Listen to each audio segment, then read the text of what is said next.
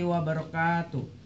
Puji sareng syukur urang sanggakeun ka Allah anu Maha Agung dina dinten ieu urang tiasa ngariung patepung laung.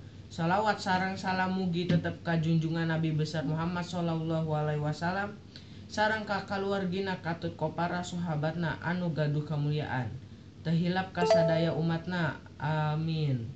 Hadirin anu kusim kuring dipika hormat, kusim kuring bade nganterkeun pidato tentang keagamaan nyaeta beriman kana kodo sareng qadar.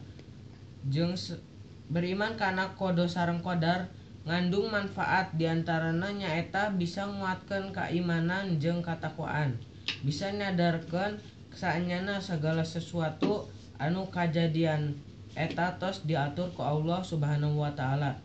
Sareng ayana kodo jeung qadar bisa numbuhkeun kateguhan hate jeung kasabaran. Sabab musibah atawa rintangan anu diharepan eta ngarupakeun katetepan Allah Subhanahu wa taala. Jadi henteu aya hiji makhluk anu ngarubahna selain izin ti Allah Subhanahu wa taala. Hiji jalmi moal bisa ngahindar atawa ngelak di katetepan Allah sanajan manehna nyamuni. Iman kana koda sareng qadar bisa numbuhkeun ti Allah sareng bisa ngadorong pikeun terus ngucapkeun syukur ka Allah Subhanahu wa taala. Upami usahana tiasa untung sabab sadarieun kauntunganana ngarapkeun karunia ti Allah Subhanahu wa taala. Kaimanan kana qada sareng qadar bisa ngadorong kanggo bersikap tegar, sabar sareng henteu putus asa dina mayunan musibah.